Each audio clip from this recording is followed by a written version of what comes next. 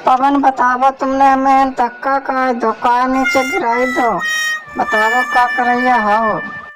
करैया हम कुछ ना, हम ली हूँ बस हमें लेने है तो लई के रही। का बताओ तुमने, जरा पैसे बताइयो तो जो रखते हैं सब छोड़ जाओ। नहीं समझ नहीं, बहुत डंडा पिड़वाई तुम्हारे हम। अरे काजल यार, तुम तो गलत हमेशा समझती रहती हो, तुम्हारी सोच ही गलत है, हमने जो तुम्हें पैसे दिए थे वही निकालेंगे और कुछ थोड़ी ना करेंगे। पैसा दे तुमने, पैसा ठाणे से मांग सकते ना है?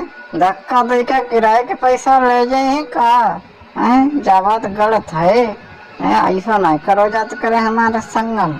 अरे काजल यार, अब बस देर ना करो, अब जल्दी से हमें दे दो, हैं हमें अब रहा नहीं जाता। जो मैंने तुम्हें पैसे दिए थे अब वो दे दो, नहीं तो कोई देख ले क्या कहेगा है कि गिराए हुए हो फड़ में। हमें क्या कौन कहे, हमें कोई नहीं कुछ कहे, तुम अपने समझो, हम तो काम कर ही रहेंगे। तारा पैरे तो लाते हैं, तुम्हें क्या करना है?